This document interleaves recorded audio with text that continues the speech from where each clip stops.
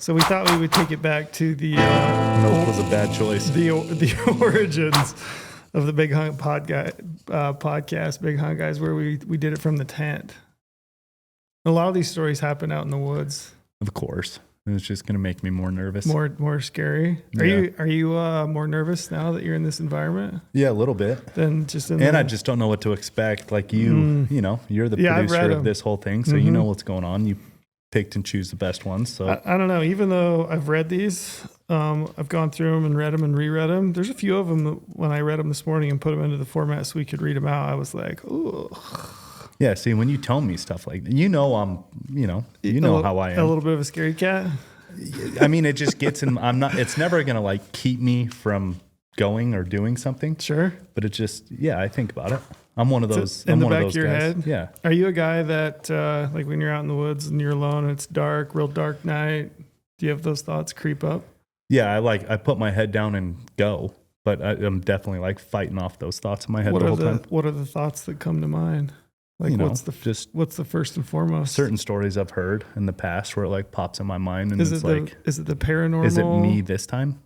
Is it paranormal? Is it axe murders? Is it? It's definitely more paranormal than like my wife. Every time I have her out in the backcountry with me, she goes down the path of like a prison escapee. Yeah, that is so like, that one's not so out there for me. And it's like that's a human, and I am a hunter and have weapons, and they're sure.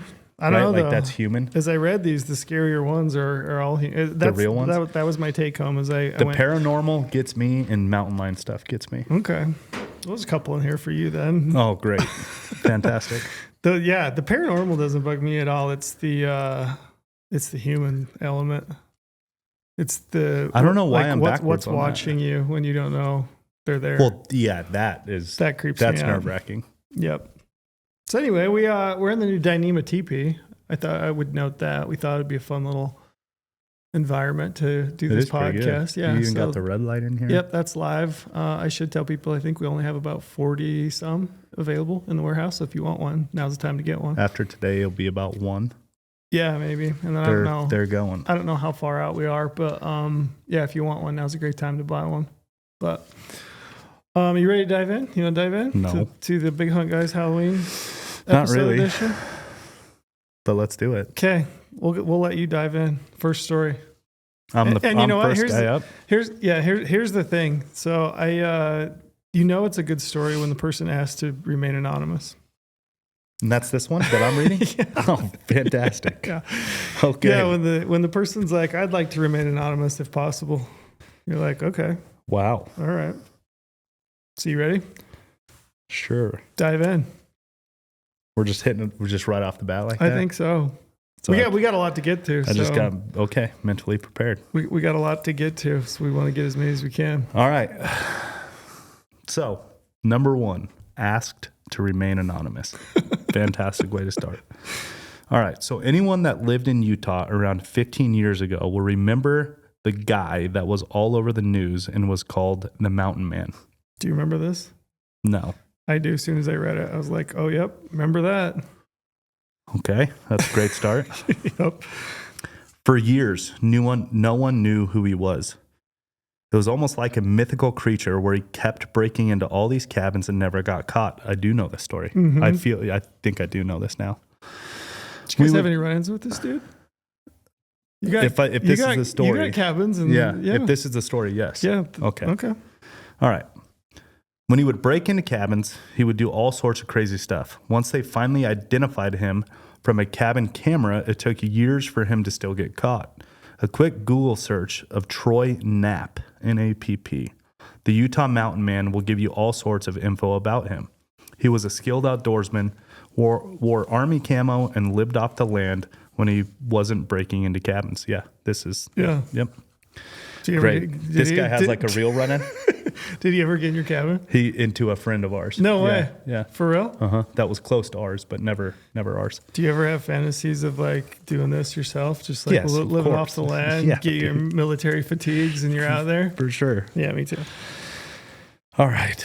In September of 2011, that was Okay. In September 2011, I was on a solo scouting trip for elk.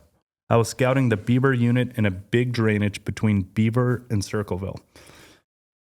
Need to spit out this chew that I have. Sorry, I'm breaking this first part up a bunch, but I was scouting the unit because my dad had the points to draw his limited entry tag for muzzleloader elk the following year, and I wanted to learn the area before he burned his points on the unit. Super smart. Mm-hmm.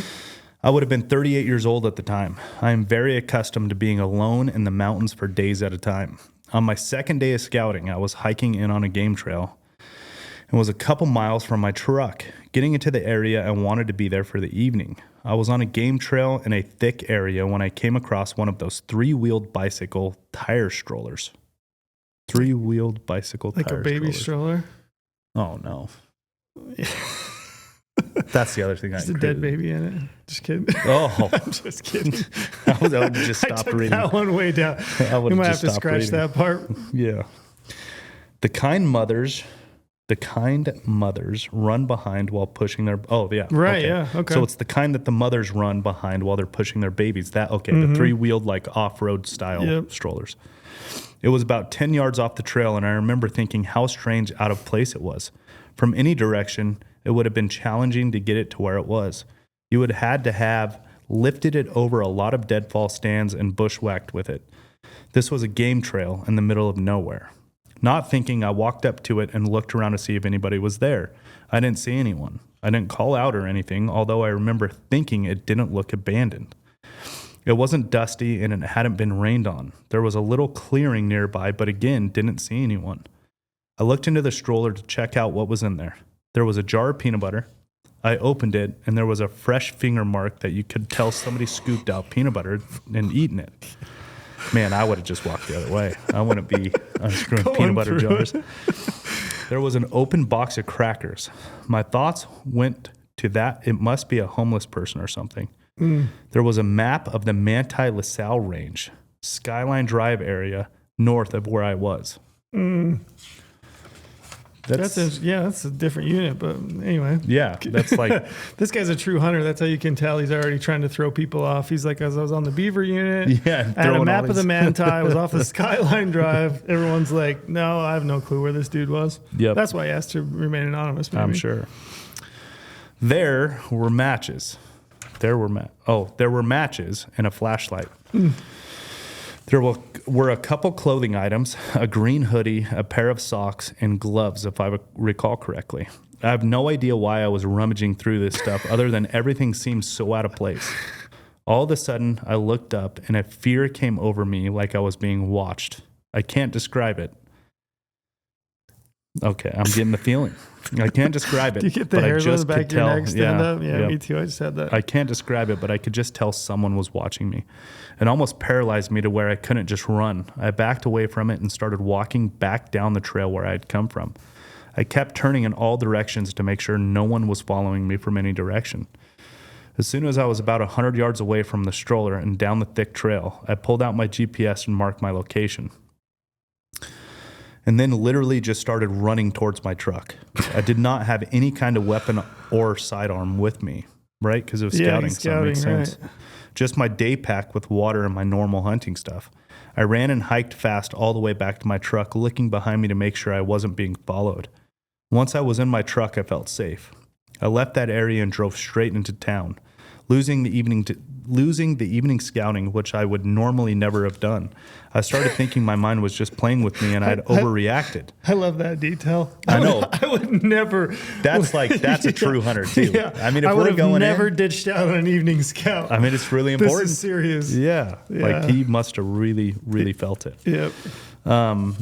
I would normally never have missed that. I started thinking my mind was just playing with me and I'd overreacted, but while I was driving, I thought about how there were cabins about a mile above the area where I had come across the stroller. Who in their right mind would have hauled that stroller into there? It was steep, thick, up towards the cabins. That was the first time I thought of the mountain man I had heard about in the news. I thought to myself, could I have just encountered the mountain man? Ugh. I decided to call the local police when I got to town. I explained to dispatch that answered the phone what had happened. I was expecting them to take my info, but wasn't expecting the urgency they gave it. She had me repeat what general area the incident happened, and then she said, "Do not hang up. I am getting the sheriff on the line." The sheriff joined the call and asked me to share the story, and we went through everything in great detail. The sheriff asked lots of questions and was very grateful I had GPS coordinates, which I gave to him. I could tell they were very interested in every detail. They took my info, and I felt grateful that I had called. I spent a lot of time hunting solo, and never before or since have I felt that intense feeling of being watched like I was that day. I was rattled enough that I moved 30 miles north to the complete other end of the unit and finished my scouting trip the next day, and ended up coming home a day early, which again, you can tell, because if you're going up on a scouting trip and you cut it early. A lot of details as to how serious this I must never be. did hear back from the sheriff or anyone else about the incident, but I 100% believe that I had an encounter with the infamous Utah mountain man before he was caught. I followed the story intently until he was caught, and he did pass through that region of the state more than once. But what if it wasn't? And there's some deranged peanut butter eating individual still out on the mountain. I mean, that is the creepy part. That's it's the like creepy you part. still don't know. Like, yeah, you can write it off as to. Mm-hmm. There's it had to be nothing more. There's nothing more alarming than finding something that shouldn't be there when you're way out away from everything, and you think you're completely on your own, and then you find something so unusual that you're just like, this should not be here. A baby stroller in the backcountry, I'm going the other way. Yeah, that would freak me out. I don't like anything Dude, about and then that. that feeling of being watched. It's like I said, all the paranormal stuff, I can get over that, I think, because I don't necessarily buy into it, but somebody watching you, And that feeling. that one freaks me out. Keep up the great work, guys. By the way, random plug. I got the GOHUNT game bags this year, and they are the best I've ever used. Oh, nice. I've been a GOHUNT member for years. I love what you guys are doing. Keep innovating. Right on. I appreciate that, Yeah, that was anonymous awesome. guy. Yeah, that's creepy. That's a creepy story. Happy Would you Halloween. have checked out the No, I baby would have never stroller? gone through. So this has happened to me a number of times where I've been running, like trail running. Or I've been out, like I think I can't remember if I've told this story or not, but one time I was trail running at a local trail system, and I come around a bend, and there's like one of those old Oldsmobiles, like in a wash with the door open, which I thought was weird. So I stopped running and just kind of cautiously, paralleled it, looking at it. And then I looked down, and there was a dude passed out in the wash who had too much to drink, it looked like. Yeah. And he was laid out in the wash, just passed out. It was like 7:30, 8 in the morning, which weirded me out. But I don't go. Did you call that one in? I called that one in, but I don't go through people's, like I wouldn't, Yeah, there was me no either. chance. I went the other way as quick as I could, straight to cell phone service, and Yeah. then just called that one in. But Did I tell you about my Utah story? I feel like I've told that one before. I don't know. It's a long story. If we have time at the end, I'll Okay. tell it. I'll leave people on a cliffhanger. Okay. Yeah, that one's creepy though. I don't like being watched. No. This one's kind of out of a similar vein. Great. I don't want to give it away, but this one's a long one. I appreciate the details. So this is William and Grant, and it's from Texas. All the details about this, I think paints a picture, gives you the full vibe, right? So More details yeah. to think about when I'm hiking in the dark by myself. Yeah, so it says this story took place in the summer of 2019, deep in the piney woods of eastern Texas. For anyone, this took place in the summer of 2019. He said, for anybody that hasn't been there, this region is known for its thick, black, beautiful stands of pine plantations and replanting pine savanna forests. The deer hunting there is decent at best. And of course, being in Texas, corn and protein feeders are the name of the game. Thankfully, to make up for the lackluster deer hunting in the region, it's also known for its incredibly dense population of feral hogs. Unbeknownst to most, feral hogs actually make pretty good table fare and even better target practice, he says.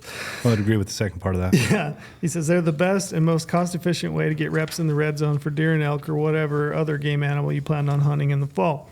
That was an old elk-shaped plug right there. Mm-hmm. Reps in the red zone. Absolutely, was it? Yeah, that's what Dan. That's- oh, really? Dan always said? Yeah, Yeah, I love that's how true. Dan says that because, Yeah, and I think it's actually there's a lot of truth to that. and it's like the most polite, elegant way to say. Right, most political. Yeah, Mm-hmm. you know what I mean. I actually really like how he says reps in the red zone. Says their numbers are practically endless. There's zero regulations, no limits, no season, no rules. Kill on sight. Is this an army guy? Sounds like an army guy. Yeah. He says, I gained access to a piece of private property through a family friend who bought it for taking his family deer hunting in the fall. The property was 100 acres or so of deep, thick pine timber with a little swamp mixed in here and there. A great hunting property, and he set it up just for that. Since acquiring the property, the owner placed 3 or 4 corn and protein feeders up in good locations for different winds and accompanied them with boxes or shooting tripods. He even had just finished construction of a little off-the-grid log cabin on the property. Half mile off the road, generator powered, no water, no cell phone service, and a simple cabin in the woods. I love the details in these types of. It's funny when you ask somebody to tell you a scary story. I mean, this is probably true, and I believe the man. But I love the slip-ins of like half a mile off the road, no water, no cell phone service. Well, what I it just paints the picture. What I appreciate out of it is it's painting the picture of like that's heaven for a hunter, like heaven on earth for a hunter. So everything should be good. Sure. You've been to Texas. Oh yeah. Like you get out there, and to me, it's actually more. It's actually like a little more intimidating because at least some of the parts of Texas are just so flat and brushy and thick that it feels like you're on the moon. I mean, it feels like you are so far disconnected from everything. It's where my family's from. I go back there quite a bit, and I'm very thankful they moved out. To me, I would be more scared in that type of environment, like more intimidated than I would be in a mountain landscape hunting muleys. Yeah. Anyways, he says he only ever really used the property for deer hunting and as such, and it remained vacant pretty much the whole year. Besides him occasionally visiting to change trail camera batteries or refill feeders.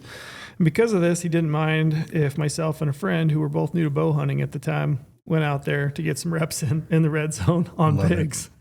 We were both really excited to get a chance at an almost sure thing. Both of us had never really hunted private land before, let alone over a feeder. We were pumped. One Saturday afternoon in the late summer, myself and my friend drove up to the place separately as we lived in different cities. It was a standard South Texas, brutally hot and humid day with virtually no wind, especially down in the deep pine thickets. We wasted no time on arrival to get our gear ready, take a few practice shots with the bow, and before we knew it, we were headed in our separate blinds and feeders to try to get on some pigs. The blind I went to was about 400 yards from the cabin, and it was set up for rifle hunters, so I ended up sitting up on the ground beside a tree about 30 yards from the feeder so that I was within range with my bow. Time went quickly by, and before I knew it, the clock struck 7:30, and I was startled by the loud chatter of the corn feeder spreading corn all over the 10-yard perimeter of the feeder. I can imagine that. You're sitting there dead quiet in that Texas heat and humidity, and it's starting to get dusky. Yeah, and then the old dinner bell goes off. The old dinner bell goes off. That would startle me. I can see that. He says, like clockwork, within a few minutes, pigs began emerging from the dark pines just behind the feeder. Their black bodies almost invisible to the darkness back within the pine veil. A decent-sized sow and 5 or 6 of her 15-pound piglets made their way to the feeder. I could hear them crunching on the corn and snorting with the satisfaction at their free meal. As the sow made a circle between myself and the feeder, I slowly drew back my bow and aimed right behind the shoulder, right where I knew her heart lay. As she paused to root through the pine straw for more corn, I let it fly. I watched the arrow go straight through her heart, fully passing through the 80-pound animal and coming to rest about 10 feet behind the feeder. She let out a short squeal and bolted back into the darkness of the forest. Her piglets instantly scattered like cockroaches. But after a second or two, they hesitated, then slowly calmed back down and continued feeding on the free meal. I thought to myself, hey, more targets. As they continued feeding on their own version of crack cocaine like nothing had happened. I loaded a second arrow, this time patiently waiting for the piglets to align themselves perfectly to make a piglet shish kebab. I love this guy's writing style. Yeah. Within a minute or two of them frantically scrounging up as much corn as they could, 3 of the piglets finally aligned themselves perfectly. I drew back and released. Satisfyingly watched my arrow fly straight to the center of the first pig, blow right through it, and continue into the next, stopping with the 2 piglets attached to either end of the arrow. The piglets squealed as they realized they were stuck. They spun in circles a couple times before either of them ended up running off into the woods. One of them barely made it to the tree line before I saw it do a somersault and come to rest just inside the edge of the woods. The other didn't even make it that far. Elated at the 2 perfect shots I'd made, I almost got up, but something holds me back. A low growl coming from the woods behind the feeder. More pigs. I knock a new arrow Just as a big boar emerges from the veil of darkness, more cautious than the others, he surveys the situation for what seemed like hours before he finally broke and cautiously crept towards the feeder. One step at a time, he slowly worked his way towards the buffet on the ground. Quickly losing light, I decided it was my chance to take a shot at the boar with him at about 35 yards. I released and instantly realized that in my excitement, I used the wrong pin on my scope. I watched in disappointment as my lighted knock skipped across the ground like a rock on a frozen lake, zipping off well past the feeder and into the now pitch black shroud of darkness before disappearing from view. The boar surprisingly did not run, but instead postured up to the sound of my bow like he was ready to fight. I quickly grabbed my last arrow out of my 4-arrow quiver and knocked it onto my bow. Shaking with adrenaline, I drew the bow back. Remembered to aim correctly this time. After my blunder on the last shot, I released and once again watched my lighted knock fly directly where I was aiming and bury into the chest of the big boar. I watched as he hunched down and took off like lightning into the forest, my lighted knock flickering into the trees as he ran. With darkness completely closing in on me now, the kind where you can't hardly see your own hand in front of your face, I turned on my crappy flashlight and headed back to the cabin to rendezvous with my friend, who had no luck that evening. Upon arrival at the cabin, we were greeted with a now eerie feeling. Neither of us had been to the property at night, and the cute cabin in the woods now looked like something from a horror film. A pitch black single-room cabin in the woods with nothing around it for at least a mile in any direction. However, with no time to worry about silly things like that, we took off and headed to the feeder location to hopefully recover my 4 pigs. Now, for this part of I feel like this is where it turns. Yeah. Now, for this part of the story to make sense, we need to pause and explain the setup once again. Imagine the corn feeder at the center of a clock. I was at 6 o'clock. All the pigs were shot more or less at the feeder at the center. The sow I'd shot first ran into the woods at 12 o'clock and piled up 15 yards into the trees. The piglets didn't even make it that far, and the boar ran off towards 9 o'clock into the woods. Both of the arrows from the first 2 shots were recovered, and we spent a few minutes searching the woods for the arrow from the missed shot at the boar with no luck. No big deal. You lose arrows from time to time. Didn't think anything of it. Once we found the sow and her piglets and dragged them out to the feeder, we began to track the boar into the woods. The blood trail was amazing, like following a paint truck leading crimson paint. I can see that. The boar had run about 150 yards directly on the 9 o'clock line away from the feeder. However, as we walked up onto the dead boar, we both felt shivers down our spines as we laid eyes on the scene. The boar had died on the run. He had plowed into the ground and was laying with his head down on the ground, but with his body laying upright. He says pigs have short little legs, and when they're dead, they prop up easily. Not unusual. What made the hairs on the back of our neck stand up was the arrow. On his back, balanced perfectly, perpendicular to the pig's body as if it were placed there, laid my cleanly missed arrow. Gross. I don't like this. Perfectly clean. No blood, no dirt, lock-nighted, glaring red across the body, lighting the surrounding scene. The arrow that killed the pig was still sticking out of the chest of the boar, partially driven into the dirt. I don't like this one. Does it keep going? Yeah. He says, my friend and I paused and looked at each other, both growing more and more confused by the second. It was physically impossible for my arrow to be here. I watched it skip off into the woods behind the feeder. There was no possible way it could have made a hard left turn once into the woods and skipped over 100 yards through the dense forest and came to rest on the back of a dead pig. He says, with nervous laughter, we quickly exclaimed how weird it was that it couldn't have happened, and we dragged the pig back towards the feeder. The pitch black woods being closing in on us as our drag seemed to grow in distance by the second. We desperately wanted to be out of these sinister woods. With our cheap flashlights barely lighting up about a few yards in front of us, we finally broke out the edge of the timber and onto the feeder and laid the boar next to the other 3 pigs. We both breathed a sigh of relief, having made it out of the woods. However, as we stood there pondering the impossibility of the arrow resting perfectly on the back of the boar, we started hearing rustling in the trees. Says after a few seconds, we began to hear low growls coming from the darkness. other boars wanting a free meal at the feeder, and we were now effectively guarding. The growls grew louder by the second, getting to the point where we began shouting at the pigs to stay back as we quickly loaded the dead pigs onto the back of the four-wheeler we borrowed from the owner. Still louder, the growls grew as we tried to shine our lights at the intruders, but nothing to be seen. We started the engines and escaped back up the trail, back to safety, back to the creepy cabin. As we get back to the cabin, both of us couldn't help but try to break the tension of fear with some laughter and jokes. We skinned the pigs with the light of the cabin with the generator on and continued to discuss the situation. As we got ready for bed in the cabin, both of us dreaded shutting off the generator, which was providing us what little sanity we had left. We came to the conclusion that what happened with the arrow was nothing natural.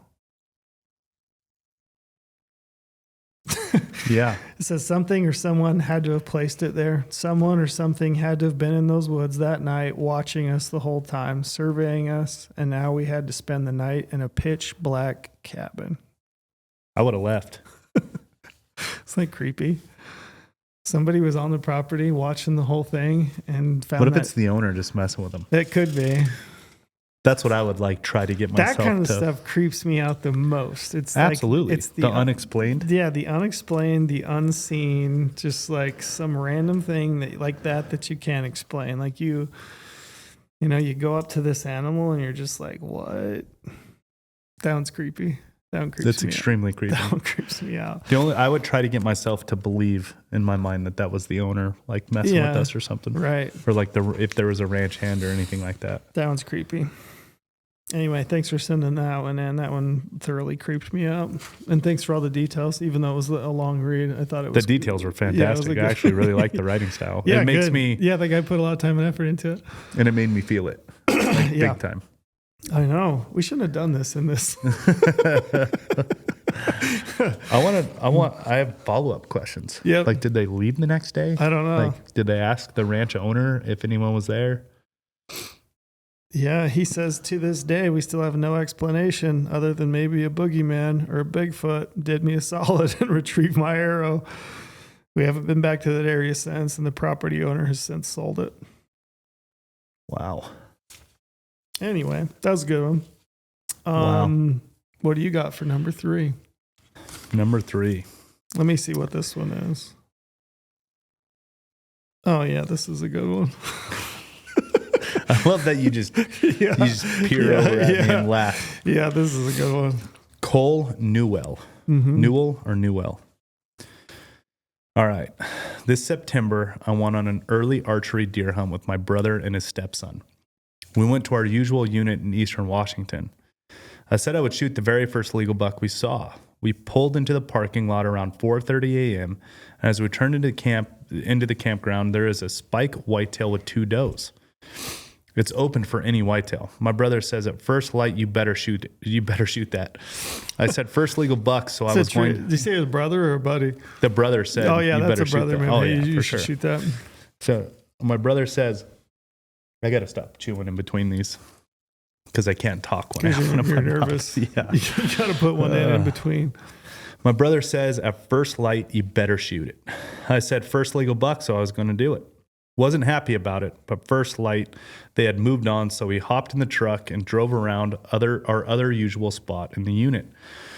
Saw multiple decent bucks throughout the day and made 3 unsuccessful stalks. As we were heading back to camp, my brother said, there's still plenty of time. That spike is going to come back out in the same spot. Get ready. As we turned the corner for camp, there he is with his 2 does. I hopped out of the truck, ranged him, 58 yards, but a horrible angle. And I'm not going to thread the needle for a spike. Yeah, fair enough. Yeah, valid. So I figured, heck, it's a spike. I can probably walk right at it. So I did, trying to get a broadside shot. But him and the does jumped and went into the brush. I followed, figuring there's going to be a wraparound and come back out at the far side of the opening. Mind you, as I'm walking through the brush, I'm not trying to be quiet. I'm hoping to blow the deer out and not see him for the rest of the trip on a spike. Yeah, don't blame you. As I wrap around the last 3 trees before the opening, I hear what sounds exactly like an arrow hitting a deer. I look up and see the does running off and the third deer on the ground rolling around, but it looks different. It's almost a perfect ball of fur rolling around, nothing like a deer would do after being shot. I walk closer, confused. 10 yards in front of me, there's a perfect ball of fur rolling around in the strangest way. There's no legs, and it's completely silent. I start questioning what I am watching. I think about shooting it, but what if someone else shot that spike? I think, am I watching a cougar attacking the deer? But it's silent. I see no legs, no tail, just brown and white fur rolling around. No noise. I say out loud, "Hello, is anyone here?" Seeing if there's another hunter. No reply. I walk closer to the rolling ball of fur. Then I decided to stop. Because what if it is a cat and I get attacked and think about shooting it again? I don't know what it is. I can't shoot it. Then I think, am I watching something crazy like a skinwalker? Ooh. Skinwalker Ranch. I mean, that's unusual. That's where your mind goes to. I know, right? You see something you can't explain, and your first thought is like, am I seeing... Is that a skinwalker? Yeah, yeah. So he was already he was there. in it. Yeah, he was Same already way I there would be. before you. Yeah. I watch it roll into the brush like a ball. Perfect circle of fur. So no weird. noise. Dead silent. I say, fuck this. I walk back to the truck. That's what I would have said there, Cole. My brother asked what happened, and I explained. He grabs his rifle we brought in the case. He grabs his rifle we brought in case we saw a bear and a flashlight and goes in after. Sees nothing. I went back the next morning to investigate. Not a speck of blood, no fur, no drag marks, no sign of anything happening. By far the most unexplainable thing I've ever witnessed. I'll be back to that spot in October for the opening weekend of Rifle, as I have a multi-season tag. Maybe I'll see it again. ... I mean, what would it be? That's the thing about that one. You're just like, what could that be? No noise. Yeah, no And noise, no nothing. Just a And ball. the thing is, too, is like What would a ball of fur be rolling around? And he saw it. You know what I mean? Like he knows he saw it, but Yeah, nobody yeah. else did. So Sure. now he thinks he's the crazy one, you know? Yeah, I'm sure that's when you go back in your head. You're like, what could? Yeah. Yeah. You know what I've learned very quickly through this? What's that? You can read a lot better than me. Well, I have read these before, so that usually helps, right? When you get a chance to read them a little bit. But unexplained rolling balls of fur in the woods. I don't even know. I would love to hear. Is that like I don't know. Maybe I might have to do a fact check on this one and see if there's like any other stories out there of unexplained rolling. No like, legs and no noise. Yeah, weird balls of fur rolling around in the woods. But if it was no Weird. legs, and if it's rolling around and there's no noise, that's like the first really odd thing. Because not saying legs, Sure, you can. that could just be a weird, Yeah, somebody shot something that's rolling down a hill or something. I mean, but I don't no know. noise. Yeah, no drag marks, no nothing, no blood, no sign. It's just strange. Just like one of those ones where it's like, I don't know what it was. He obviously doesn't either, but it's very weird. Well, he's going back in October for opening weekend. And Maybe he'll get a trophy rolling ball of fur. If you do, let us know. he should keep us. Cole's got to keep us let us know, Cole. in touch on that one. Yeah. This one's from Jake Dine. Jake from Colorado here. I was back in Michigan, which is where I grew up, hunting whitetail in the big woods up north. The area was in the middle of nowhere in rural. I like that one. He stretched that one out. Northern Michigan. This particular evening, I decided to split off from my buddies and hunt alone in a spot we had scouted that summer. It was a 3-mile hike into the woods from a parking spot at the end of a dead-end road. Remote ground for an eastern hunter. It took me a couple of hours to carefully work my way back through the thick timber to my pinch point I had picked out between a couple of ridges. I was saddle hunting, so I worked my way up about 25 feet into an old red oak tree for an evening sit. I got settled in on my platform and was sat silently waiting for prime time to start and the monster buck I had been picturing my head to show up. About 2 hours into the sit, the light's starting to get low and golden. I was startled by the muzzle blast of a rifle round popping off within 100 yards of my tree. It scared the living shit out of me. I'm sure. Whoever it was proceeded to mag dump what I presumed to be an AR in my direction, 30 rounds, rapid fire, close enough to hurt my ears. There were no trails back to where I was, no cell phone service. My vehicle was obviously parked at the only realistic access point to this area. The only way to get into proximity of my tree was to watch me and follow me. I'm not counting on coincidence. I was shaking so bad I had trouble lowering my gear out of the tree and rappelling down. I took a huge panicked loop back to my vehicle and abandoned the evening hunt in fear that whoever this was wanted to scare or harm me. I watched my car from afar for an hour before I dared to approach it, and I got the fuck out of there, he says. My best guess is that I stumbled upon a spot that somebody really didn't want me to hunt. Well, buddy, it worked. I took that pin off the goddamn map forever, he says. Yeah, that... Ugh. That the unknown of that, of like... Somebody following you? Yeah, and just the unknown of like, does that guy not want you hunting there, or is that guy like literally just an insane dude and was gonna anybody who crossed his path? Yeah, that was a good one. I don't know, those big, like a lot of these stories, like the last one talking about these big thick pine stands, and then like you think about big woods in Michigan and some of that country. It is weird as I think about them and as I read these. Like the picture it paints in my mind is more terrifying than anything I hunt. Yeah. Like way scarier. Yeah, you can't see the forest through the trees. Like you can only see so far in front of you. That's scary to me. I like some open space. I have a similar story, although not creepy. Also in Colorado, where we were hunting sheep and Clay Hill had the sheep tag. And it's in kind of a odd, there's a lot of like these little ranches, and a lot of the locals in this valley don't like the sheep hunters because the sheep are in their yards and they kind of get to know these sheep. They're their buddies. Yeah, you know, like it's a known thing. It's a known thing. You don't ask them, hey, can we go hunt them there or whatever. We made a loop on these rams, and a lady came out in her side-by-side and started lighting off rounds to scare, because the sheep were walking towards us. Sheep? Yeah, it was an archery tag. Sheesh. And she saw us kind of run the public-private line around her property and got up on top of these sheep, and they were coming off of her private going up towards us. Gotcha. So we were going to cut them off ambush style, and they were coming right at us. And we saw her get in her side-by-side, and she rolled down and then started lighting off. So she's sending rounds to bring them back onto her property? Yeah, she was sending rounds in between the sheep and us, and the sheep turned around and went back to her. This is crazy. At least I saw it, though. And at least you saw her, right? You knew what was going on. And I knew that she was just trying to... I mean, the picture that this guy paints being that 3 miles off into big, dark woods. Like mine was nerve-wracking enough just because there's a gun being pointed in our general direction. Yeah, and fired. And she obviously doesn't like hunters. Sure. So... Yeah. But then to not know, I know, and to be 3 miles away, adds a lot to it. Dude, the one detail in that one that scared me the most is where he says he makes this huge loop back to his vehicle and watches it. Yeah, sits there and watches his vehicle. I would too, though. I would too, but you know, like that hour, you're just like sitting there watching your vehicle, not knowing. That's terrifying. What if you did see somebody like break into it? And that's truly terrifying. That's scary. I don't like that. You got number 5, Casey Prim. Casey Prim. Oh, that's a good one. You'll like this one. Like it in a good way or a bad way? I love how you know. Yeah, that's my favorite part of this episode every year is that I get to read them all. Yeah, and I'm like, oh yeah, I know what one. You know that like I have the weak mind. I'll make Lorenzo read this one. You and Brady are the strong minds when it comes to this stuff. I'm the guy that's hiking through the woods with all this in the back of my head.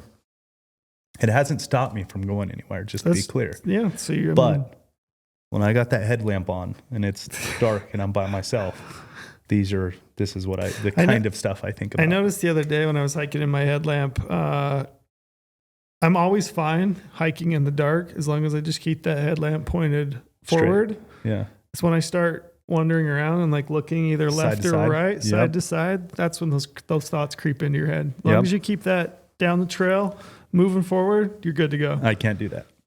You're looking around? I'm looking around. Behind me, in front of me. I'm in oblivion when I'm hiking. I'm just like, head down, I'm going. I try to be. Yeah. All right, Casey Prim. Hello, my name is Casey. This is mine and my brother-in-law's story. Don't like the start of it already. It's like this is one of those TV shows you watch where it's like, this is my story. True crime. My brother-in-law and I got drawn for late season November elk tag in Arizona in 2023. On the third day, we got back to camp and started up dinner. After an hour or so, we sat by the fire. We heard the most curdling noise. It was like a woman being killed viciously. Holy shit. Okay. So they're sitting around the fire just hearing Yeah, and all of a blood-curdling sudden screams. you hear this just like absolute scream. He goes into more detail. And they're like a blood-curdling noise. It was like a woman being killed viciously. Mm-hmm. Why you got to use viciously? Like a mature woman screaming at the top of her lungs for at least a minute straight. And when I say a minute straight, it may have been more. The noise came from down the road. If I had to guess, maybe 300 yards. Where the road turned right, and if you kept straight, it was an old dried up creek. Me and my brother-in-law decided to go check it out. Okay. What are we doing now? You know What I do mean? you do though? I mean, if you're out in the, I mean, if you were out in that environment and you heard a woman scream for a solid minute, like I a don't know. blood curdling, This one's like in me right now. You got to go check that out. You have Do to. you though? Yeah, you got to. This is like in the horror films. gotta when go it's try to like, help. Oh, there's a abandoned cabin. Let's run to it. You know what I mean? You have to go help. I don't watch scary movies for a reason, so I don't think about this stuff when I'm back there. All right. Me and my brother-in-law decided to go check it out. As soon as we touched the road, it stopped. We just kept walking toward where we heard the noise. After 50 yards or so, it started again, but stopped within 15 seconds or so. The second one, for whatever reason, just made me turn around and leave it alone, whatever it was. Yeah, that's what I would do. So we turned back and go to camp. Once at camp, we hear it again. What seemed almost out of hearing range. Never did hear anything else the rest of the hunt. We went down the road and looked on both sides to see if we saw anything that could explain the scream. The part where I say the scream didn't stop for over a minute is important. I've never heard an elk bugle that sounded like that or that lasted that long.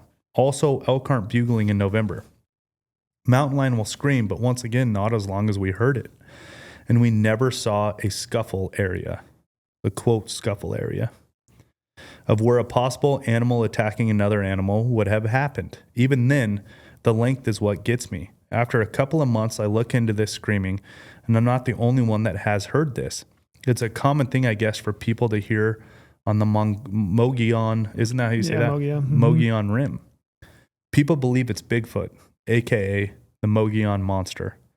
I'm not sure what it is we heard, but to this day, it will send chills through me thinking about it.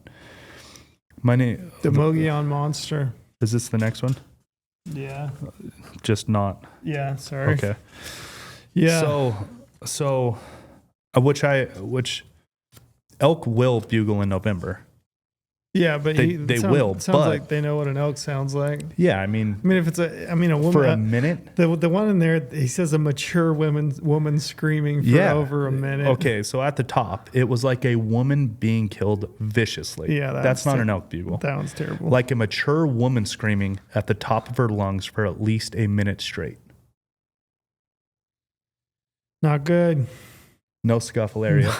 Not good. Wonder, was there any tire tracks? Was there any? That's the other thing about some of these. I've been thinking, like, would you go investigate and like looking for tire tracks and looking like where? Because what if it happened inside of a vehicle and like that's what? There's no scuffle. Yeah, you know what I right. mean? Yeah, 'Cause they drove off or something. it just all happened in a vehicle and they drove off. But then they say, I like where he says they went back to camp. I don't know if I'd go back to camp. I might get in my truck and head and out. like drive. Yeah, I might spend the night somewhere else, I think. And I would definitely not go towards it. I don't know what I would do in that scenario. I think if I was with a buddy, I probably would. But alone, I might be With a gun I might and be with a buddy? Yeah, maybe if I had a weapon like a gun, I might go check it out. But What if you had a bow? no, I don't think so. I don't think so either. I mean, I want to say yes, but I don't know if I would. I know for a fact I wouldn't say yes unless you Yeah. talk me into it. I don't think I would be behind you going, hey, we should go check that out. That'd be a little too terrifying. I'm gonna look into this. The Mogon monster. Yeah, the Mogon monster. Maybe we'll do a fact check next week, and we'll hit a couple of these rolling balls of fur, and if there's a Mogon monster. Huh. This one's by a guy named Ranger Wall, which is a good name, huh? It's a fantastic name. Sounds like should be a country artist or something. Ranger Wall. This guy also paints a good picture of the environment. This one creeps me. Before I even got to the creepy part of this, I was like, the environment of this, I can see it, like the way he describes it. I'm like, I would be creeped out. So he says, for generations, my family has deer hunted with dogs deep in the Louisiana swamps. Ooh. I've seen some crazy stuff down there, but only one that I can't explain. I had to be about 12 because I was old enough that they trusted me with a solo stand location. That's crazy too. Like I just took my 12-year-old. I cannot imagine like just Trusting him solo. Just saying, hey, we're going to put you in this stand. We'll see you later. Right. I'll be back this evening. I don't know that he would stay put. Different people down there. Harder people different down make there. For sure. It says 45-minute boat ride in, and I was dropped off on the banks of the big bayou. So they just cruised down on a boat, ditch your 12-year-old, and say, go for it. We'll see you, it's awesome. But I don't know if I would be brave enough. That's why they're more manly than us. That's why SEC football is so much better. That's probably it. He says, cutting off the western end of the hunt, while my dad was a floating stander in an airboat a few hundred yards up the bayou at the next crossing, probably about 10 to 15 family members were out on that hunt that morning. About an hour after the dogs were turned loose, I heard it. And I wished I'm gonna have to have this guy call in and just like give the actual like sound effect. But the way he types it out, it's WWHHHUMM. So it's like a whom. That's the way I envision it. So it was an electronic sound hum that I can only describe as like the beat drop on a dubstep or a similar EDM type of music, which wasn't even invented yet. It caught my attention, but it sounded like it was a solid half mile away behind the cover of treetops, so it didn't scare me yet. Okay. He says, typically on hunts like this, you try to keep radio chatter to a minimum, so I didn't comment on it to my family. About 5 minutes later, I hear it again, but closer this time. Now I'm freaking out. I definitely didn't imagine this, and I know nothing in the swamp makes this noise. 2 to 3 minutes go by, and I hear it again. Closer this time. It sounds like I should be able to see it right over the cypress trees, and I can feel the sound when it happens. Finally, I can't help it, and I ask on the radio if anyone else is hearing this. Be quiet. We're trying to hear the dogs. I don't hear anything. So I just clutch my rifle, and I stay at my set. Again, it's only been a minute, and it's louder. It's clear, blue-billed skies, and I can't see anything making this sound, but it's closer, and it sounds higher up.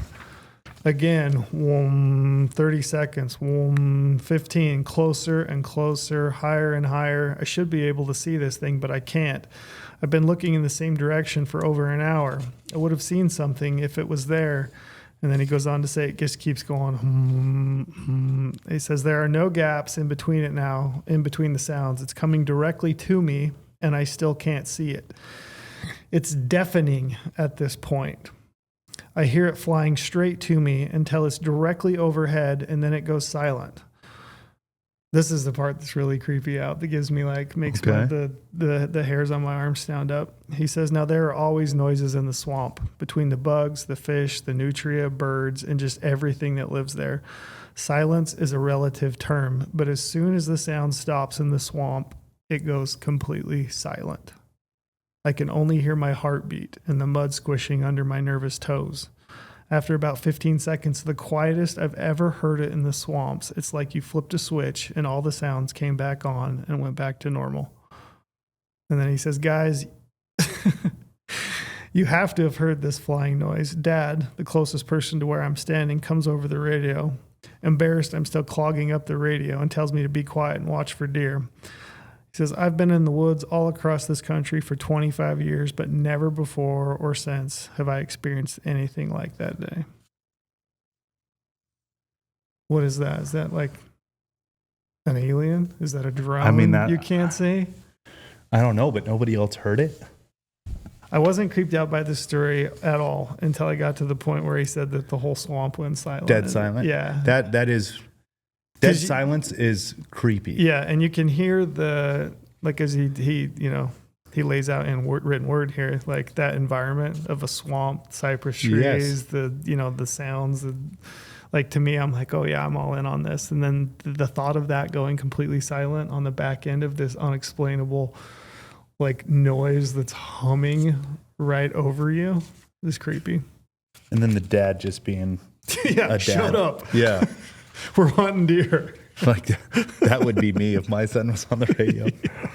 Yeah, that would be me too. Nope, don't hear it. Shut up, look for deer. Seen any deer? Yeah, that would be me too. Huh. All right, you got number 7. He said it was in the air though, right? So it was in the air. Yeah, and I'm sensitive to that kind of thing. Flying objects above me that appear randomly creep me out. Yeah. Or you don't see anything and you just hear it, but you can feel the other part. He said he could feel it. Yeah, I don't like that. And in the swamp too. Just anything in the swamp is creepy. Yeah, and being 12. Yeah. He's still not right. You can tell. I mean, I wouldn't be either. Me either. I'd be mad at my dad still too. I'd still give him shit for that. Yeah, for sure. All right. What's this, number 6? This 7. What number are you on? This is number 6 now, right? Is this Colton Johnston? Yeah. Yep, that's it. All right. My name is Colton Johnston. I am from Montana, and this story takes place about 8 years ago when I was in college in Dillon, Montana. By the way, I love Dillon, Montana. It's one of my favorite places. Mm-hmm. My roommate and I were driving around checking out a new area we wanted to hunt while also glassing for elk to chase. See, I told you you're a better reader than me.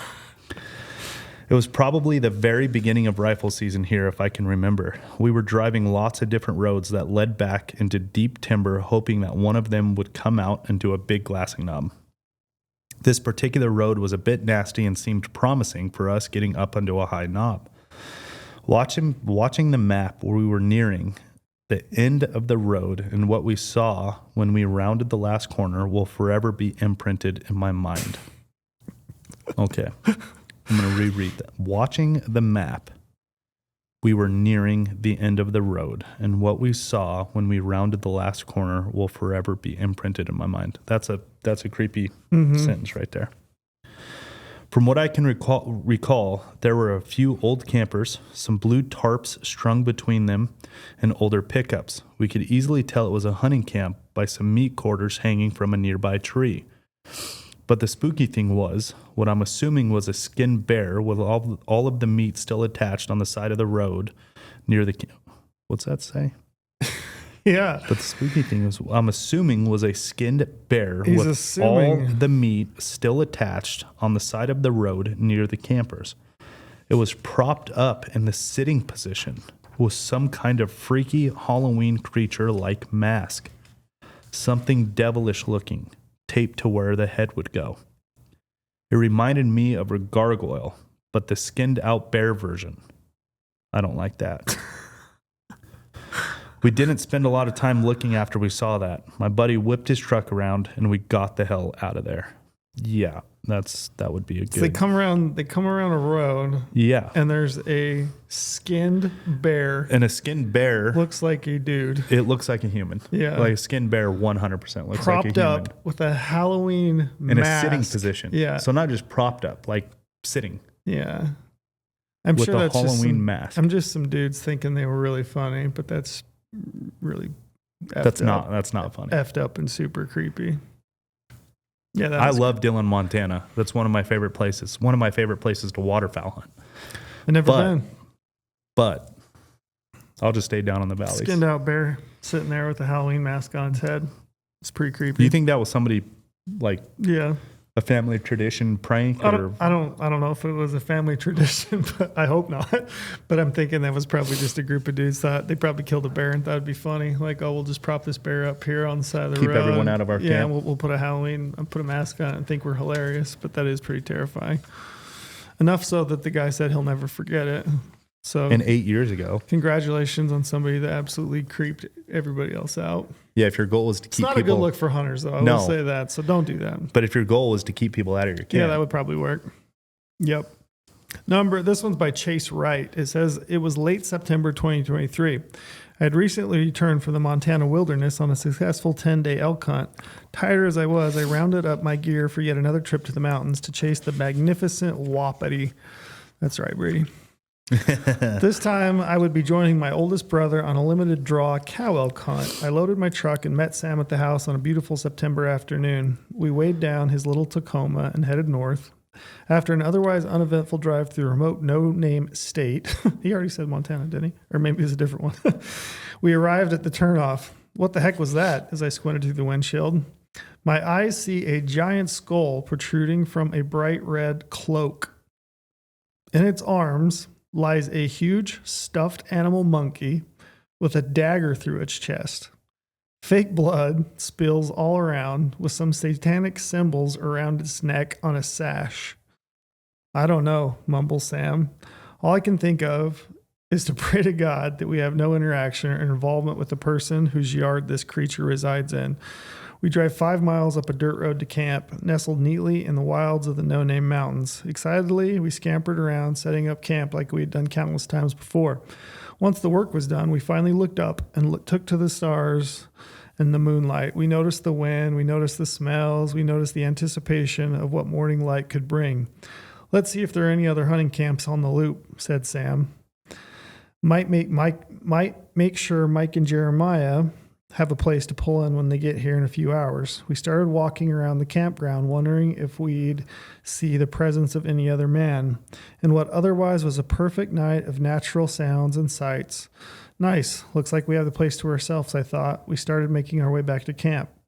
What happened next, I will never forget, but never can quite explain. Sam and I both abruptly stop in our tracks without sharing a word. A noise erupts from within a heavy canopy of the steep mountainside above us, an incredibly loud, whooping, hollering, screaming noise. Unlike anything I have ever heard, I stare blankly through the shimmering moonlight pines. My brain immediately knows I have no explanation for this horrific sound. We both stand dead still, listening, frozen in fear, frozen in wonder. It's far removed from any noise of the regular creatures of the mountains. The noise subsides, and we just start walking back to camp. No one said a word. I finally take a break in the silence. I have no idea what that was, but that was freaky. Think there's a lady up there? Sam grunts, and he keeps walking, too disturbed to acknowledge what happened. We climb into our tent for bed. I wonder if it's related to that Satanist down by the highway. Maybe there's a cult up here, I say, trying to get my older brother to talk about what we just heard. I don't know, he says as he rolls over, suggesting I forget about it. He never brought it up ever again. We wake up to the alarm, and we head off to chase elk. I don't like that either. Have you ever been so scared that you're like unable to speak or move? I've only ever been that way maybe once that I can remember, but not that I can remember. It's the worst feeling ever. It's it's an awful feeling when you're like so scared and you're just like completely sucked in that you have no movement. Like you can't move, you can't speak, like your tongue is completely lost its ability. That's a terrible feeling. Well, then, I mean, that alone would be freaky. It's like the Mogon monster story. Yeah, where you just hear this noise that you can't explain, but the addition of the Satanist thing, that is one thing that like creeps me out is people are weird and nuts. Like, there's some crazy people. Mm-hmm. And like, if they're out there doing some crazy ritual stuff and you cross paths like that. Do you remember last year? It's not going to be good. Do you remember last year, the one that we read about the guys that got permission to hunt the whitetail property and they came into the clearing and there was a pig hanging from a noose? Yes. With all the symbols and stuff all over the ground. Yes. That one's terrifying. That stuff scares the shit out of me. If you caught that in the moment, that's not going to be good. No. Or even after the fact, not good. Not good. You got Ryland Pratt up next. I have Josh Howe. Oh, you do? Okay, hit it. Josh Howe, number 9. Gotcha. This happened at our family's deer camp about 15 years ago when I was around 17 years old. It was a November rifle hunt for whitetail. I was taking my grandmother out for the afternoon hunt on a big piece of public land in a national forest. That's actually really cool. You're taking your grandma. Yeah. This particular spot has an old Native American burial ground on it with these rudimentary headstones and markers. It gives the whole area an eerie historical atmosphere. Man, I got a story for Indian stuff too, by the way. Already creepy. Adding to the significance, my uncle had actually passed away in this area while hunting. He had suffered a heart attack there. While hunting? Yep. That's how I want to go. I mean, if you could pick. I wanted to go quick like that. While hunting. That'd be great. That'd be perfect. Yeah. He says, adding to the significance, my uncle had actually passed away in the same area while hunting. Wow. So yeah, it happened. He'd suffered a heart attack there, so this piece of land had a lot of family history and emotional weight for us. On this particular afternoon, my grandmother, who was about 75 at the time, was walking in front of me as we headed down the trail to our hunting spot. As we were making our way in, we crossed paths with another hunter who looked to be in his late 20s or early 30s. Mm-hmm. Let me flip this page. You're good. He was on his way out as we were heading in. And we exchanged a few words, just the usual any luck kind of chat. He said he hadn't seen anything and we had went our separate ways. But after we walked maybe another 10 or 15 paces past him, he turned around and started following us. Oh, I don't like that. He stayed about the same distance behind us, 15 paces or so, the whole half mile as we continued down the trail. Dude, at what point do you turn around and like... I don't know. Pretty quick, especially if I'm with my grandma. Even if I'm not, I'm like back in that guy's face, like, "Hey, what's going on? Yeah, what's up? What are we doing here?" Well, he never said another word. Didn't try to talk to us again. He just kept that distance behind us the entire way. Eventually, we decided to randomly pull off the trail at a spot we didn't usually hunt, just to let him pass. He walked on by without a word and continued down the trail, and that was the last we saw of him. So did he really exist? It's a great question. Or is he like an apparition of some sort? I wonder, Josh, how, like, if you did turn around, I mean, a half mile? Yeah, I want to hear more about trail. this. I want to know if you actually talked to like if you turned around and like tried to approach him and said, "Hey, what are you doing?" Or if you actually like, did this person actually exist? And they pulled off and he just kept walking. Yeah, walked past him. But did not say anything No, and it's else. weird too because they said he was coming this way, right? And they talked to him. He said he talked to him. Yeah, yeah, they that's asked right. if he had any luck. Yeah, right. And then he turned around and followed him the whole way. He said he hadn't seen anything. Oh wow! And we went our separate ways. Yeah, that's weird. I'm telling you, people are more scary than anything, man. People are just weird creeps. Like this one, like that's not creepy. I mean, it is. Yeah, I think that's it obviously creepy. is. That's the wrong word. Mm-hmm. But like people are just weird. Like that's the point I'm trying to make. It's For like sure. That's what you come across somebody out in the woods. You know what I mean? Like people are. That's what's more terrifying. Really weird. Yeah, the more I read all of these, like the scariest ones are just like mankind, humans, other humans. The weird version of humans. Yeah. This one's from Rylan Pratt. It says, "Hey team, I thought I would share my chilling story with you. I was archery elk hunting this year a few weeks ago in the mountains, Colorado. So this is not that long ago. It was our first day out, so we went about 3.5 miles hiking along the top of the ridge. We chased a bull down into some deep timber, did some calling sets, but nothing panned out. Does it feel colder in here? Dude, No. when we first got started, I was like roasting. I was so hot. I was actually going to say to you, like, you need to take your hoodie off. And you're cold now? I'm cold. Like the temperatures dropped like 15 degrees in here. Like I'm legit a little bit chilly right now. I kept thinking, really, you're hot? Okay. Yeah. It was weird. Anyway, we did some calling sets, but nothing panned out. So we started our trek back to camp as we began getting dark. As we were slowly picking our way through the deadfall in the dark up to the top of the ridge, I started hearing something off in the distance. It started as a muffled sound that my dad and I couldn't make out, but we kept hiking. As we got closer to the top, the noise we heard both had us more puzzled. As we sounded like someone yelling, as I strained to listen, the noise would repeat itself every few minutes. I finally thought I heard it more clearly, thinking I had heard, "Help me. Somebody help me." I stopped dead in my tracks and I looked at my dad to see if he had just heard what I'd heard, but he was hiking behind me. I asked him if he heard what I did, but he didn't. More concerned, I tried to quietly keep creeping, but the sound was so distant. I couldn't be sure of myself. I thought I heard it again the second time, and I said to my dad, "Do you hear somebody screaming for help?" He had mentioned it sounded like someone yelling after a dog, but I wasn't convinced. We finally reached an opening in the timber at the top of the ridge, and I thought I'd finally be able to get a good listen this time, but I never heard anything again. I sat and listened for 10 minutes and didn't hear anything after that, even though I had heard very distinct yelling. It was in the opposite direction of the truck, and we decided to start heading back. It had me chilled the whole time, thinking that somebody was out in dire trouble, and maybe this was their last attempt at getting saved, or maybe I was hearing things. It was hard to fall asleep that night. Yeah. Help me, somebody help me. Well, like he said, the chilling, like that one's terrifying you too. think you hear it, and maybe it is somebody on their last breath, like just asking for their last shot. Yeah.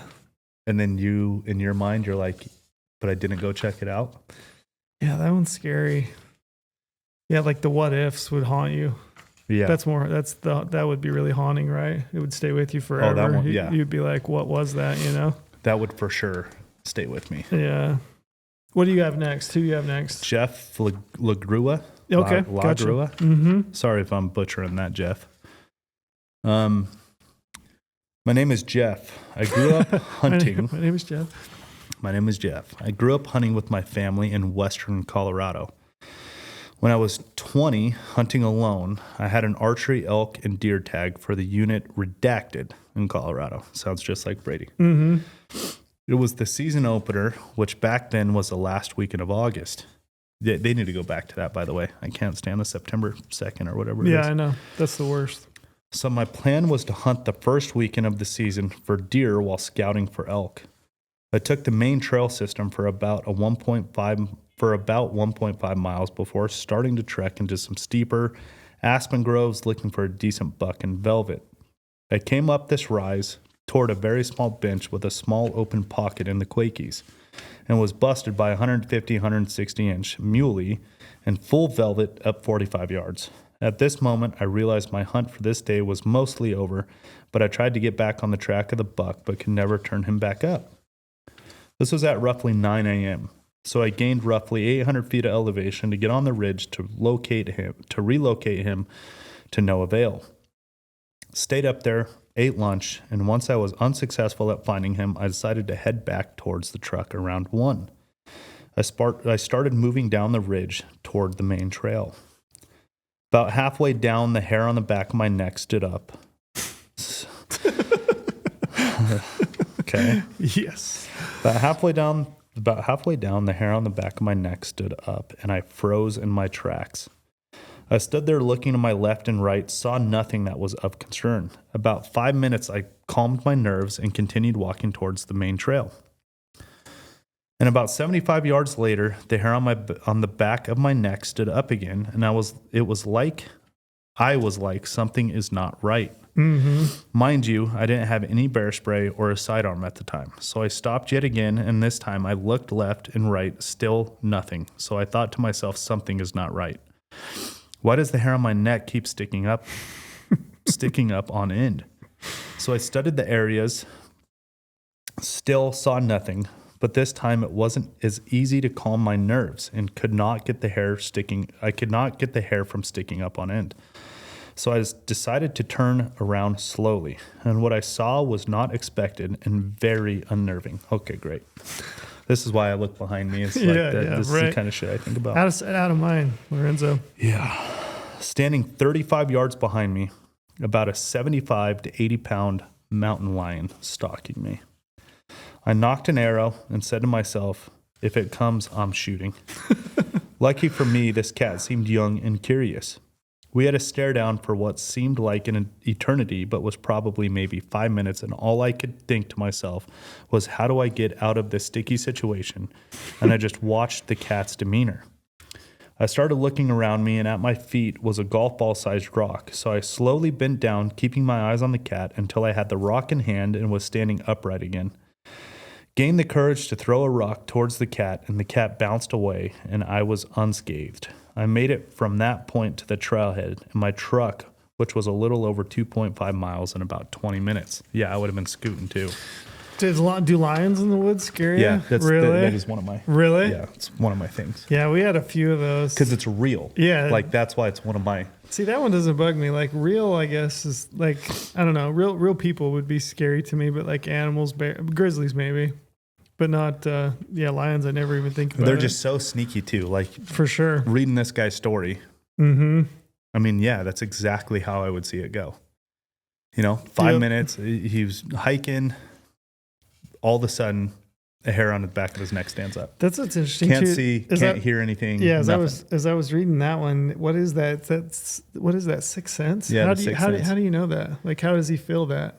How do you know that? I think it's the same thing when you hear biologists talk about how animal can feel pressure. Sure.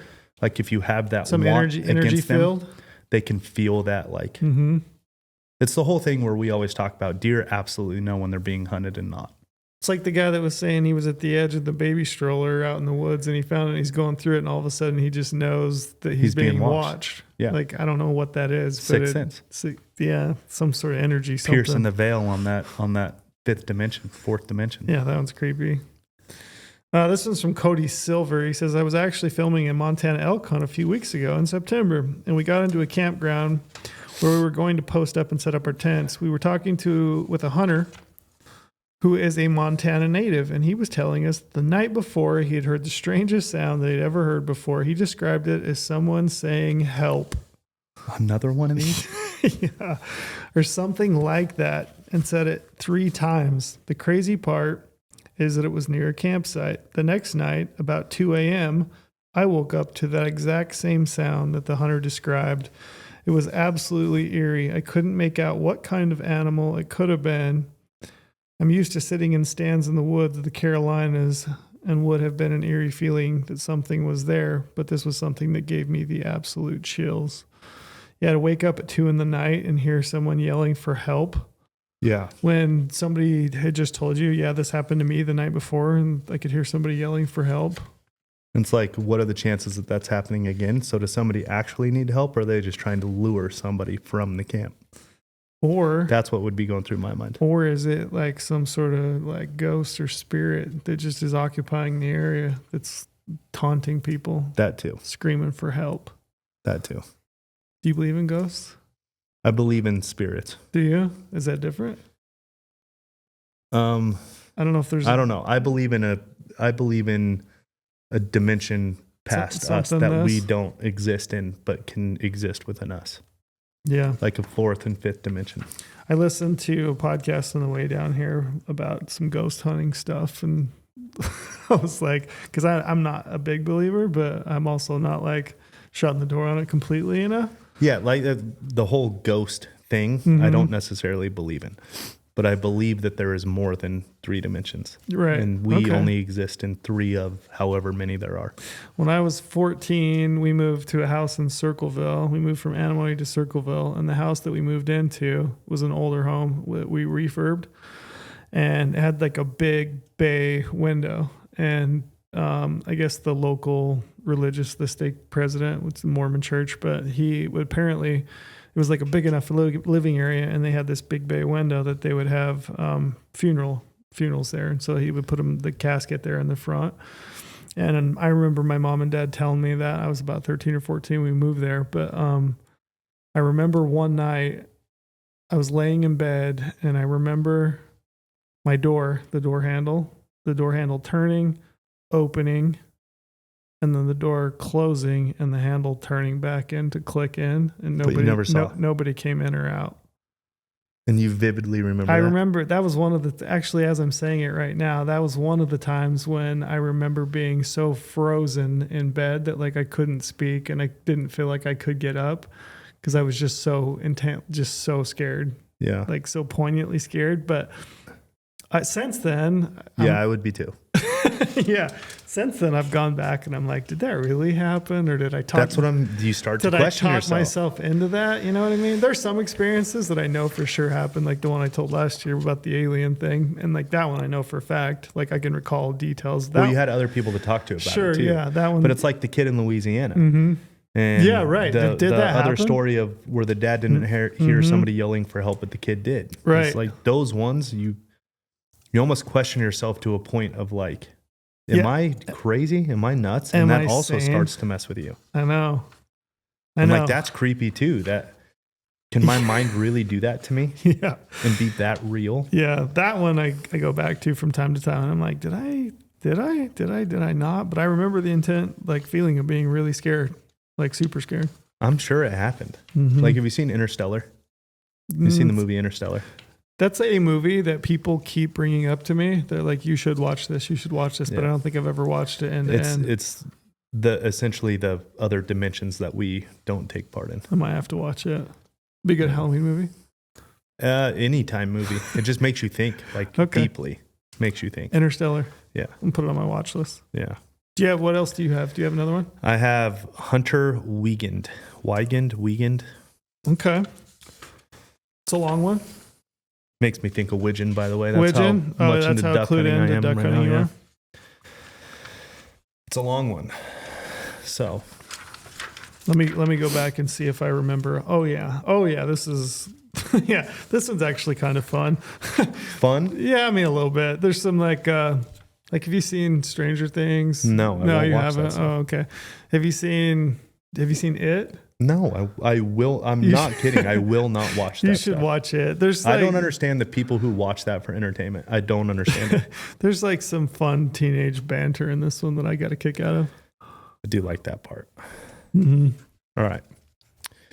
Growing up in rural North Michigan. That's the other thing. Michigan. Again. Now we're starting. I don't know what the hell's going on in Michigan. Rural North Michigan. Right there already makes me think differently about what I'm about to get into. You hear a lot of stories of weird encounters in the woods. Yeah, exactly. That's the whole point. This one is mine. 2 of my closest friends and I were in the 8th grade. It was September and the new school year had just started. We talked about spending the weekend camping in the woods behind my one friend Logan's house. Our plan was to build our own fort. I would be doing that too. That was like the best part of being a kid. When the weekend finally rolled around, my other friend Michael and I showed up at Logan's house with our sleeping bags. Logan's parents insisted we take out his little brother Dylan. We refused. That makes me feel bad for my youngest son because I know that's going to happen. That little shit Dylan. We had to bring him. Ugh. We refused, but eventually caved into the idea. The rest of the afternoon, the 4 of us spent making our makeshift teepee and building a fire. When darkness finally began to set in, we started cooking hot dogs and drinking Mountain Dew. Exactly what I would think about these kids. That's when things got really eerie. We would hear the occasional leaves and sticks breaking around and not really think anything of it. But it kept happening constantly. Mm-hmm. We would shine our lights in the direction, but we would see nothing. Dylan became more freaked out than the rest of us. After an hour or so, the sounds disappeared. We all sat around the fire talking and eating when Dylan frighteningly said, "Guys, there's a pair of eyes staring at us." Have you had that experience? I have. So the worst one I've ever had was... I had one of those with my brother. Yeah. With eyes? Mm. Yeah, that's terrifying. I don't like that. Yeah. I had a tag in Wyoming, and it's a known grizzly bear hotbed. And I was so excited to get in there that I talked my brother into backpacking halfway in at night. So we hit the trailhead at dark and started hiking. Yeah. And we're coming around this little bend. And Tyler, I know you're listening out there. You'll remember this very well. But we hit this set of eyes that are relatively close in the trail, and just because immediately you're like, bear. That's got to be a bear. Was it a bear? No, it's deer. But everything was a bear that night. When you see eyes and you're thinking bear, yeah, I mean everything is a bear. Me and my brother, my dad had a tag. Me and my brother were hiking into an opposite side hill, so we could glass back to where he was with the gun. So we were spotters, and me and him were going up this trail, middle of the desert, close to some weird. So I'll just say it. I'm not Brady. Close to Area 51. Mm-hmm. And we were walking up this trail, and in a tree or through a tree, because when it's that dark, you can't quite tell. But when I had my head down hiking along, I looked up, and the eyes were either in a tree or through the tree on the hillside, because we weren't clear up to the top. You know what I mean? Mm-hmm. And they never moved, ever. And we were just frozen looking at it. I didn't know what it was. My first thought was lion in a tree. Were they green and oval shaped? Yeah. That was my first thought. Like an alien. Lion in a tree. Okay. My brother's first thought was something Area Sinister, 51 type. Yeah. Mm-hmm. And I'm like, no, that's a lion. They go up in trees. That's what it is. And then, just keep looking at it. I'm like, maybe it's behind the tree up on the hillside. But it never took his eyes off of us, like the whole time. I don't like eyes in the, yeah. No. So we like peeled down and around, like way down and around it, down to the bottom of the canyon, and then back up like midway. Because we were going, I mean, we don't want to let my dad down. So like we're going, kept going, but it never took his eyes off us, whatever it was. I still think it was a lion in a tree. Eyes in the night are scary. Yeah. For sure. All right. So Dylan frighteningly said, guys, there's a pair of eyes staring at us. We all got up and shined our lights in the direction he was pointing. There was a pair of white eyes just blankly staring right at us. Okay, white, not good. That's definitely not deer undulate. I'm trying to think. They're all green or red. Yeah, that's right. They look different, don't they? I don't know. I try not to. Yeah. All right. We thought it was just a deer and that it would run away with the sounds we were making, but it didn't. The pair of eyes never blinked, but they would disappear for a second, as if the creature was turning its head and looking around. That's always creepy too. I hate that. Yeah. I hate when you're like, you've got a set of eyes in your headlamp and you're looking at it and then they disappear like as they turn their head. Yeah. And then they move, or they turn their head and move and then you pick them up again. I hate that. I hate that. We pretended to just ignore it and continue enjoying our night. That's some bold kids right there. With one of us occasionally shining the light towards the eyes to see if it was still present. It got dark around 8 and it was 11ish at this time and the eyes were still there. We all had our own theories on what was giving us the death stare. Dylan was the most frightened. Logan and I were on the fence. I love how he just throws the I know Dylan is just getting thrown under the bus. But Michael was different. He didn't get frightened as easily as the rest of us. But when I realized he was startled by it. Gotcha. So he must have just was like, yeah, so like, oh, this guy doesn't get scared. But yeah, what I'm guessing he's saying there is he realized he was startled by it. That's also a bad feeling. When you're with a group and the toughest guy in the group is like suddenly turned tail and he's like, all right, I'm actually scared. Then it changes the vibe. The entire mood of the whole group is like, okay, now we are done for. Yeah. Exactly. Yeah. So he goes on to say it only made the rest of me feel worse. Exactly. We began to sharpen sticks into spears and find anything that we could use as a possible weapon in case the creature got closer. And it did. ... Ugh. Logan looked and realized it had gotten closer. We began yelling and throwing things at it to try and scare it, and nothing worked. He got on the phone with his stepdad to convince him to bring a gun out. When he finally answered the phone, he told us to grow a pair of balls. Another great dad here. I love it. I just think about my imagine son. You got a bunch of kids, young kids. You got Dylan. They're like, Dad, we see some eyes in the bushes. Yeah. And he's like, you guys just need to grow a pair. The Louisiana story. No. Shut up. Shut up. For deer. Yep. Trying to hear the dogs. Yep. It's like, dads being dads. Grow a pair of balls. We were probably 500 yards away from the house at the time. Eventually, we tried to crawl into our makeshift tent and go to sleep, but none of us could sleep. The sounds returned, sticks breaking around us. We all had the feeling that something was circling the camp. Then the second pair of eyes showed up at this time in a different direction. The pair of eyes didn't stick around very long. They made an appearance and then quickly disappeared, all while the main pair didn't move. This is where we drew the line. We called Logan's stepdad, him picking up the phone, which he was probably annoyed that it was 1 a.m. by this time. He'd said that he'd meet us by the side of the road where we had entered. We left all of our gear and ran like hell to the road. We slept on the floor in the living room for the remainder of the night. In the morning, we returned to camp. Everything was just as we left it. I walked out in the direction where the pair of eyes were. As I stood there, we roughly thought it was standing at. As I stood where we roughly thought it was standing at the time, we figured the pair of eyes sat above my hip line. For reference, I'm 5'9". Today, we never really know what it was. Looking back now as an adult, I've made several hunting trips out west and have hunted lions. I think it might have been a lion. They're rare, but have been seen in the area.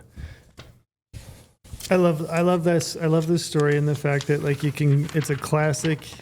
I mean, it takes you right back, to you're like a 12, 13-year-old kid. You got your buddies. We're going to go camping in the backyard. Really explain the scone pair of eyes, all the noises we heard that night. I just tell myself it was a lion to keep me from going down the rabbit hole of emotions and ideas. I agree. That's what I tell myself when me and my brother, but the eyes never left. Like it never turned its head. It never left. So it was either two green lights. It was a lion in the middle of nowhere. That's where my mind always goes. Like the best rational answer is the answer. Yeah, it's the ones that are unexplainable that are truly terrifying. That's what I tell myself. That was an encounter with the lion. Me too. We got a couple more. I'll leave you with the last one, but this one's Keenan Simpson. He says, I'm a big fan of the podcast. I recently had a spooky nighttime encounter out in BC, Canada, so I figured I'd send it in. Opening weekend, my friend and I planned to hunt an alpine area looking for mule deer. He couldn't make it for the first 2 days, so I went up alone. I only brought my tarp for shelter, and there was a fire ban going on, so I was a little apprehensive about the sleeping situation. So I just told myself that an animal encounter at night would be statistically highly unlikely. The first night was all good. The next day, I hunted from dawn till dusk. There were 2 other hunters in the area, and they'd gone down to an alpine lake in the basin to collect water. Their voices traveled well. I distinctly remember them talking about how they were seeing cougar sign, which I'd also been noticing in the area. That evening, just as I was brushing my teeth, I love to picture myself in these situations, right? So you're out there completely alone. You're in this high alpine area. Totally out there. It's pitch dark. You're doing your thing. You're standing there just brushing your teeth. It says it's about 15 minutes after sunset. I saw lights flashing across the valley. Thinking someone across was flashing their headlamp at me for fun, I flashed back. That's when I noticed a pair of eyes. He says, this is dramatic, but true. They were wide set, close to the ground, and only 15 yards away. I immediately grabbed my gun, which is beside my tarp, and backed away from the cluster of trees.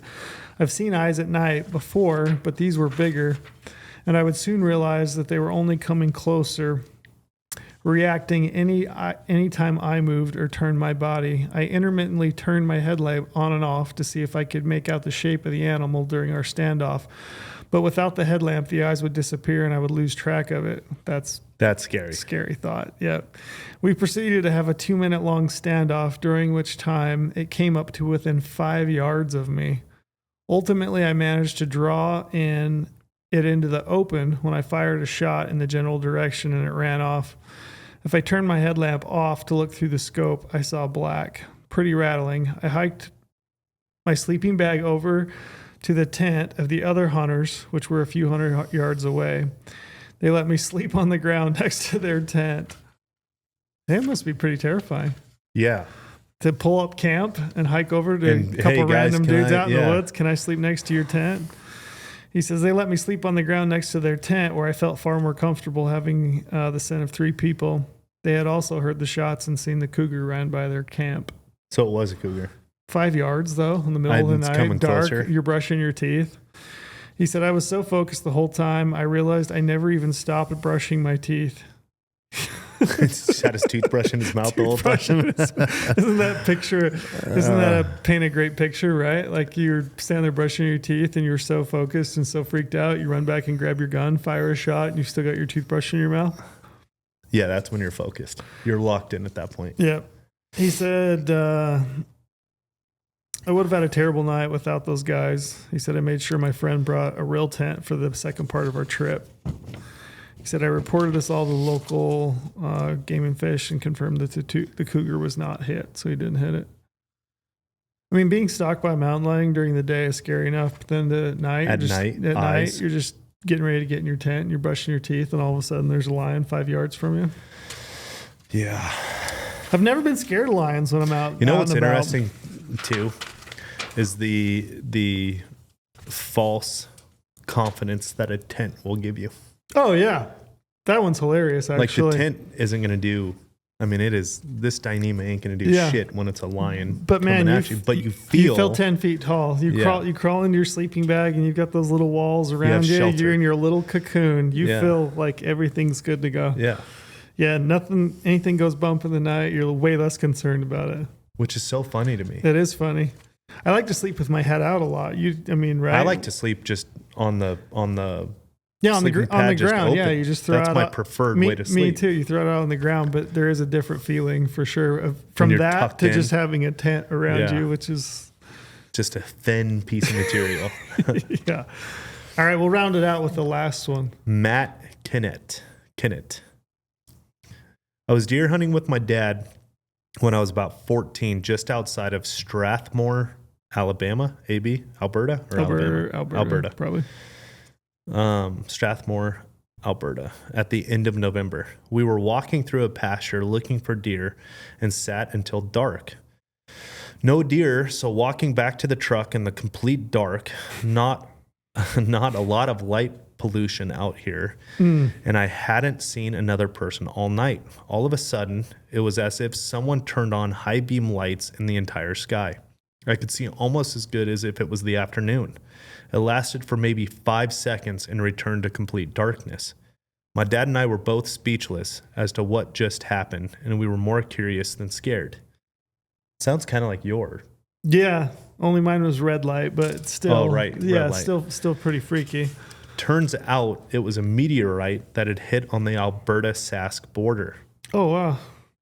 That's pretty cool. One of the coolest things I've ever experienced. Yeah, that's what Yeah, but Matt, you have a time frame from when that happened to That then you're finding out questioning? that it's a meteorite. That whole time frame, you're like, what the hell just happened? So not a lot of light pollution there. Yeah, And complete. hadn't seen another person. All of a sudden, as if someone turned on high beam lights in the entire sky. That would freak you out. That would freak you out. Because, you go home, you don't know what that was. I have You have no idea. I have a similar-ish. So I was up to the archery range one time. By the way, the AB turns out it is Alberta. Alberta, gotcha. So Alberta, Saskatchewan. Yeah. Yeah, I was up shooting my bow one time, and it was when we had the full eclipse. Yeah. And I was like shooting my bow, and I'm like looking around, and I'm like, what? Pure darkness. It didn't get because it was middle of the day, but like the eclipse, but it turns into this really weird light. It's like, dusky. But I remember thinking like, what in the hell is going on? You're like looking around at the light, Yeah. and then I finally did like look up at the sun. You can see it being darkened out by the moon. But I mean, there's an answer to that one. But I do remember feeling like, oh, this is an eerie feeling. This is weird. It's abnormal. It feels strange. Yeah. A meteorite. At least when you get the validation that it was a meteorite and Yeah. not something like that is pretty cool to think back on that. Pretty cool. Still weird Still weird though. and random, huh? I mean, Very. What are the chances? Very. Anyway, that was it. That was the Halloween edition. We had a couple more. We had I'll have to get the guy for next year. Actually, I thought about leading this episode with his because he actually called in and left a voicemail and told the whole story. And I don't know if I should. I'm going to save it. I'll save it. Either that or maybe we can tack it on to the front of it because even the voicemail that he left, it's like kind of crackly, So it gives it even So more of a vibe. gives it the full vibe. So maybe we'll try to tack that on the front. But that was a good story. Perry Hall, I think was that individual's name. So shout out to Perry for sending us that story in the voicemail. It was creepy. Yeah. Yeah. But I look forward to this one every year. But I also say like it leaves me a little bit unhinged. Yeah. Bones and Jordan have a good one too. Yeah, They should come on and talk about it. I thought maybe we should, but I wanted to give people a chance. We'll have to get those guys on to tell the full story. Yeah. They see some UAPs, And experience some weird stuff. like energy, And like things were different. levitating. Things when they got back to their stuff, it was No way. different than when they left it. Nuh-uh. Yeah. Seriously? Yeah. Okay, maybe we will have to have them on. It's like Maybe we'll start next week's podcast with one more scary story they're as pretty a bonus. they're pretty like blown away by it. They don't know how or why. What? Yeah. Ugh. Yeah, they drop their packs. I'll just a quick little Mhm. surface level. They drop their packs, they go off in glass. They're on a glassing knob. Their packs are 30, 40 feet away, like Mhm. just off the top. When they get back down to their packs, they were different than when they left them. It was the mountain man. Could have been. Found their packs and went through them. Could have been. I think that's really that's creepy. That kind of stuff creeps me out. Yeah. Yeah. But then they're going through their heads thinking that they're crazy. Mm-hmm. Like, because what was different on their packs are like, there's no way we hiked in all that way and didn't notice that The Yeah. pack was like that. There's Yeah. no way. Man, there's so much in this weird, wild world that like is unexplainable. And man, I don't know. I just, Different dimensions. yeah, different dimensions. You dive down rabbit holes, you can really Yeah. spin your wheels. But I appreciate everybody sending your stories in. That was really fun. I look forward to this in every year. And I guess I hope everybody has a happy, non-freaky Halloween and nothing too weird happens. Freaky but safe. Weird good. Freaky but safe. So then we have more stories to talk about. Yeah, weird good is always Yeah. good. That's the other thing is you can always count on. We could do this episode. We could probably do this episode every week for the rest of the year, and we would have enough entries. People Yeah. sending in emails of saying like this happened to me or this happened to me. There's so much weird stuff that happens out in the woods. Unexplainable. But be safe and happy Halloween. Are you dressing up? I believe so. You and the wife. You guys usually do, right? Yeah, oh yeah. We Okay. go full in with the family. Do you know what you're going to be? My kid's changed his mind like 9 times, so I can't keep up anymore. I told Taylor, just buy me whatever I'm dressing up as. I'm done. You're thinking. gone. Yeah. Yeah, I'm kind of sad. My kids have all kind of they've aged out on it. My youngest is 12. He might, but I don't know if he will or not. Yeah. But the other ones, It is fun with kids, man. It's way so fun, man. Those are some of my favorite memories of like, especially my middle kid. I don't know why. Most of the time he ignores me completely now. But when he was a young man or young kid, he would always want me to go trick or treating with him, and so I would walk around with him. And I look forward to it every Halloween. It was awesome. It was fun. So. Yeah. I'm enjoying that part of life right now. Well, have fun. Happy Halloween, everybody. Stay safe. Kill big bucks and big bulls, and stay safe and have some success. We made it to the holiday season. We made it, and we're out. Buy a new teepee. Yeah. But see ya.